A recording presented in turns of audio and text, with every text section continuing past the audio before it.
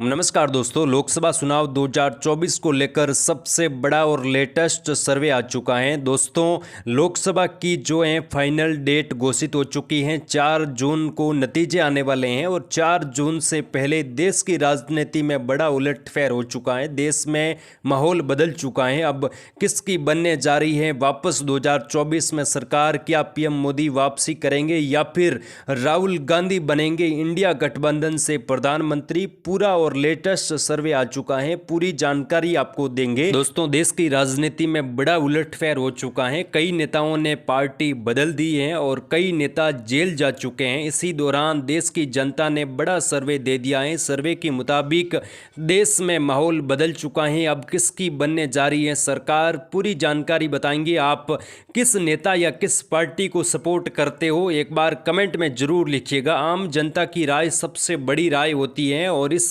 सर्वे के बाद पूरे देश में हड़कंप मच चुका है। कई राजनीति पार्टियों की आंखें खुल चुकी हैं और केंद्र में खड़ी मोदी सरकार को भी बड़ा झटका लगा दिखाई दे रहा है। दोस्तों, पूरी जानकारी बताएंगे। एक बार इस वीडियो को शेयर जरूर कर दे। सबसे बड़ी अपडेट आपको बता दें कि लोकसभा चुनाव की 543 सीटें हैं और किसी भी पार्टी को अपनी सरकार बनाने के लिए 272 सीटों की जरूरत पड़ती है। यानी कि 272 सीट जो भी पार्टी जीतती है उसको सरकार बनाने का अधिकार भारतीय संविधान यानी कि लोकतंत्र में दिया जाता है। तो इस बार कौन सी पार्टी को पूर्ण बहुमत मिलेगा और कौन सी पार्टी बहुमत से पीछे रहेगी, पूरे सर्वे के मुताबिक हम आपको बताएंगे। एक बार इस वीडियो को शेयर जरूर कर दे और अपने नेता का नाम कमेंट बॉक्स में जरूर लिखे। साथ ही दोस्तों, इंडिया गठबंधन में लगातार एकजुटता देखी जा रही है। इंडिया गठबंधन सक्रिय हो चुका है पूरे देश में। क्या इंडिया गठबंधन इस बार 2024 में गुल खिलाएगा या फिर पीएम मोदी की होगी धमाकेदार वापसी? पूरी खबर, पूरा सर्वे जानेंगे इस वीडियो में। दोस्तों, एक बार वीडियो के कमेंट बॉक्स में अपनी राय जरूर लिखे। सबसे बड़ी अपडेट से शुरुआत करते हैं। सबसे बड़ा राज्य महाराष्ट्र, लोकसभा सीटें 48 हैं और एनडीए को मिल सकती हैं लगभग 20 सीटें और इंडिया गठबंधन को यहां पर बढ़त बताई जा रही है। कहा जा रहा है कि 26 सीटें यहां पर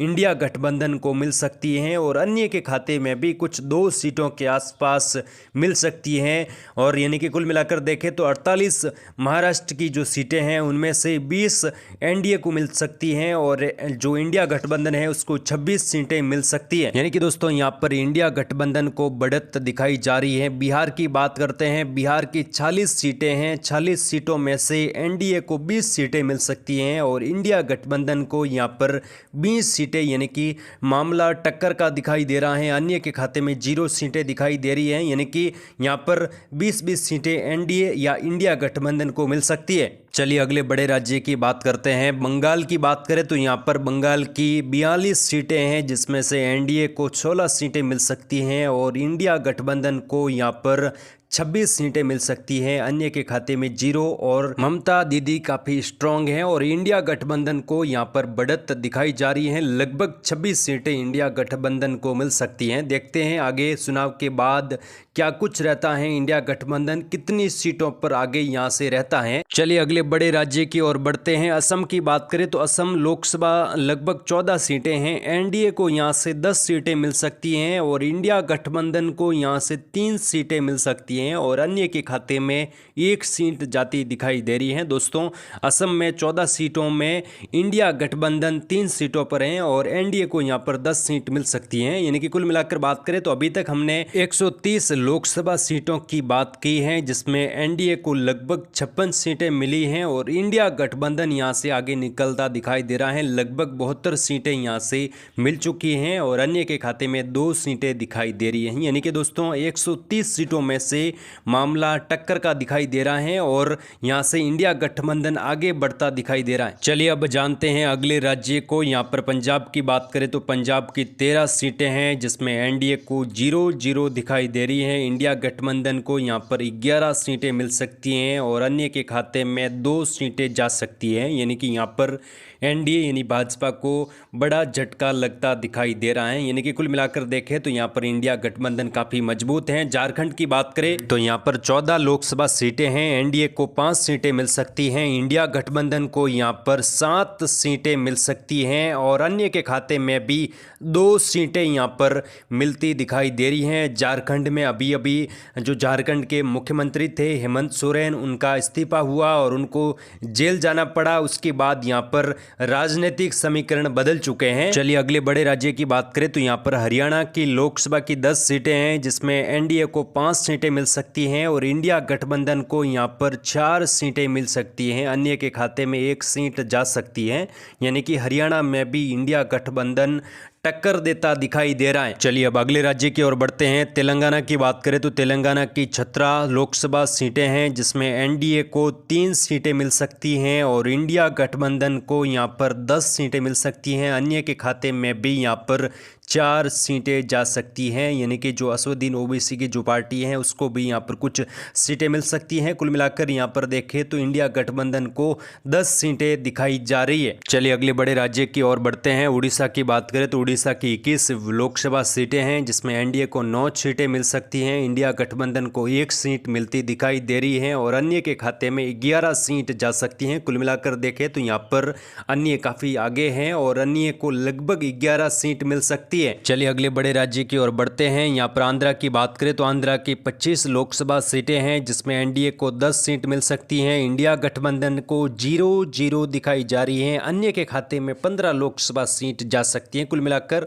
अन्य के खाते में 15 लोकसभा सीट जाना आंध्र प्रदेश की राजनीति में बड़ा उलटफेर हो सकता है। चलिए अगले बड़े राज्य की ओर बढ़ते हैं। मध्य प्रदेश की बात करें तो मध्य प्रदेश की 29 लोकसभा सीटें हैं, जिसमें एनडीए को यहाँ पर 20 सीटें मिल सकती हैं। एनडीए काफ़ी यहाँ पर मजबूत है, इंडिया गठबंधन को मात्र 9 सीटें मिल सकती हैं और अन्य के खाते में 0-0 दिखाई जा रही हैं। इनकी कुल मिलाकर देखें तो यहाँ पर एनडीए को काफ़ी मजबूत स्थिति में देखी जा सकता है। चलिए मध्य प्रदेश के बाद राजस्थान की बात करते हैं। राजस्थान की 25 लोकसभा सीटें हैं, जिसमें से एनडीए को 18 लोकसभा सीटें मिल सकती हैं और इंडिया गठबंधन को 7 सीटें मिल सकती हैं, अन्य के खाते में 0-0-0 और यहाँ पर इंडिया गठबंधन 7 सीटों से आगे निकलता दिखाई दे रहा है। काफ़ी मजबूत स्थिति में इंडिया गठबंधन आ सकता है। चलिए अगले बड़े राज्य की ओर बढ़ते हैं। छत्तीसगढ़ की बात करें तो छत्तीसगढ़ लोकसभा की 11 सीटें हैं, एनडीए को 7 सीटें मिल सकती हैं, इंडिया गठबंधन को 4 सीटें मिल सकती हैं और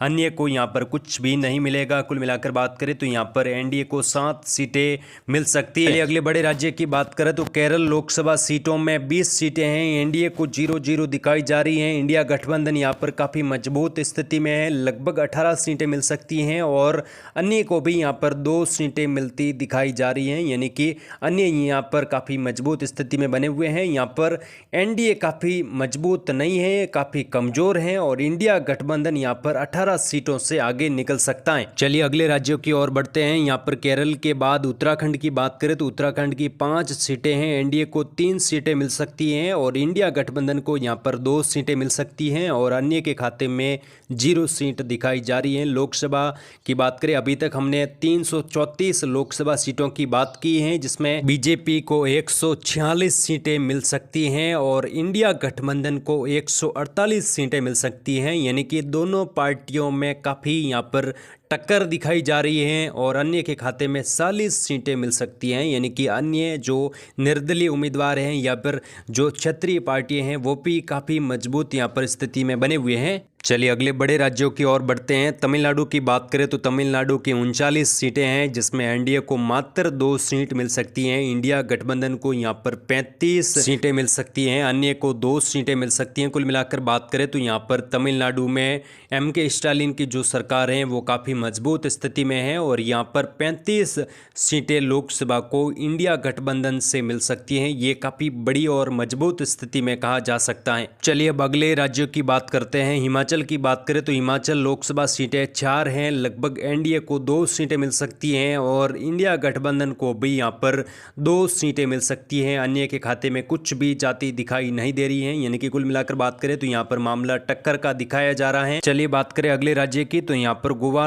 लोकसभा की 2 सीटें हैं जिसमें एनडीए को 2 सीटें मिल सकती हैं। इंडिया गठबंधन को यहाँ पर 0 दिखाया जा रहा है, अन्य के खाते में भी यहाँ पर 0 दिखाया जा रहा है। कुल मिलाकर बात करें तो यहाँ पर एनडीए को 2 सीटें मिलेगी। चलिए अगले बड़े राज्य की ओर बढ़ते हैं। त्रिपुरा की बात करें तो त्रिपुरा लोकसभा की 2 सीटें हैं, एनडीए को 2 सीटें मिल सकती हैं। इंडिया गठबंधन को यहाँ पर 0 सीटें मिलती दिखाई दे रही है, अन्य को भी यहाँ पर 0 सीटें दिखाई दे रही है। चलिए अगले बड़े राज्य की बात करें। मेघालय की 2 लोकसभा सीटें हैं जिसमें एनडीए को 1 सीट मिल सकती है और इंडिया गठबंधन को भी 1 सीट मिल सकती है। अन्य की बात करें तो अन्य के खाते में कुछ भी नहीं, 0 सीट दिखाई दे रही है। कुल मिलाकर इंडिया गठबंधन यहाँ पर 1 सीट लेता दिखाई दे रहा है। चलिए अगले राज्य की बात करें तो अरुणाचल प्रदेश की 2 लोकसभा सीटें हैं जिसमें एनडीए को 1 सीट मिल सकती है और इंडिया गठबंधन को भी 1 सीट मिल सकती है। अन्य के खाते में यहाँ से कुछ भी मिलता दिखाई नहीं दे रहा है। अगले राज्य की बात करें तो यहाँ पर मणिपुर की 2 सीटें हैं जिसमें एनडीए को 0 सीट मिल सकती है और इंडिया गठबंधन को यहाँ पर 2 सीटें मिल सकती हैं। अन्य के खाते में 0 यहाँ पर मिलती दिखाई दे रही है। तो कुल मिलाकर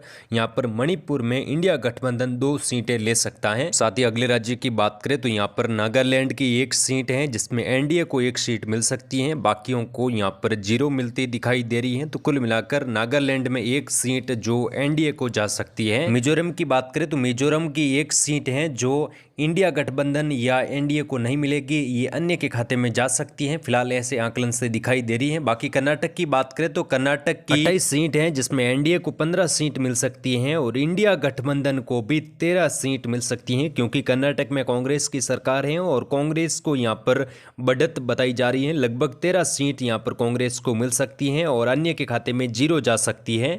चलिए अगले बड़े राज्य की ओर बढ़ते हैं। गुजरात की बात करें तो गुजरात की 26 सीटें हैं, एनडीए के खाते में 23 सीट जा सकती हैं। एनडीए यहाँ पर काफ़ी मजबूत स्थिति में है। इंडिया गठबंधन को 3 सीटें मिलती दिखाई दे रही है। साथ ही यहाँ पर अन्य के खाते में 0 सीट जाती दिखाई दे रही है। कुल मिलाकर यहाँ पर एनडीए यानी कि बीजेपी गठबंधन काफ़ी ज़्यादा सशक्त और मजबूत है। चलिए अगले बड़े राज्य की ओर बढ़ते हैं। यहाँ पर उत्तर प्रदेश की बात करें तो उत्तर प्रदेश सबसे बड़ा राज्य और जो उत्तर प्रदेश जीतता है वहाँ से दिल्ली की सरकार बनती है। दोस्तों उत्तर प्रदेश की 80 सीटें हैं जिनमें से एनडीए को 35 सीटें मिल सकती हैं। साथ ही इंडिया गठबंधन को भी 40 सीटें मिलती दिखाई दे रही है, यानी कि एनडीए से आगे हैं इंडिया गठबंधन और अन्य के खाते में भी यहाँ पर 5 सीट जाती दिखाई दे रही है। यहाँ पर उत्तर प्रदेश का चुनाव काफ़ी ज़्यादा रोचक हो चुका है क्योंकि इंडिया गठबंधन यहाँ पर काफ़ी मजबूत स्थिति में आ चुका है। चलिए अगले बड़े राज्य की ओर बढ़ते हैं। दिल्ली की बात करें तो दिल्ली लोकसभा की 7 सीटें हैं, एनडीए के खाते में 2 सीट जा सकती हैं, इंडिया के खाते में 5 सीट जा सकती हैं, क्योंकि यहाँ पर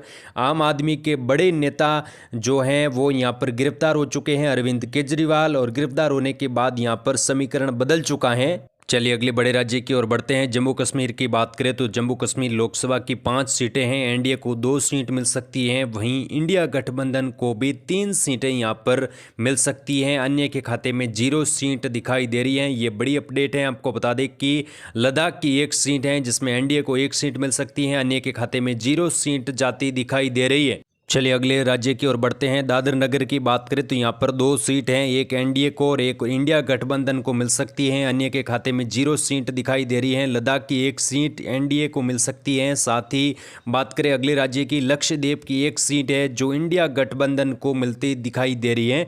चंडीगढ़ की बात करें तो चंडीगढ़ की 1 सीट इंडिया गठबंधन को मिल सकती है। पंडुचेरी की 1 सीट है जो एनडीए को मिल सकती है, भाजपा को यहाँ पर मिलती दिखाई दे रही है। और बात करें यहाँ पर अगले राज्य तो यहाँ पर दोस्तों अगले राज्य अंडमान निकोबार की 1 सीट है जो इंडिया गठबंधन को मिल सकती है। दोस्तों कुल मिलाकर अभी हमने 543 सीटों की बात की है, जिनमें से 236 सीटें एनडीए को मिल सकती हैं। साथ ही यहाँ पर इंडिया गठबंधन को भी 257 सीटें मिल सकती हैं और अन्य के खाते में 49 सीटें जा सकती हैं। तो कुल मिलाकर बात करें तो अभी किसी भी पार्टी या किसी भी गठबंधन को यहाँ पर सरकार बनाने के लिए जो 272 सीटों की आवश्यकता होती है वो यहाँ पर नहीं मिल रही हैं। तो यहाँ पर अन्य जब भी सीटें अपनी देगा तभी किसी पार्टी या किसी गठबंधन की सरकार केंद्र में बनेगी। दोस्तों ये ताज़ा सर्वे हमने आपके सामने रखा। आपको कैसा लगा कमेंट बॉक्स में ज़रूर लिखें और अपनी राय कमेंट बॉक्स में ज़रूर लिखिएगा। लगातार हमारे चैनल पर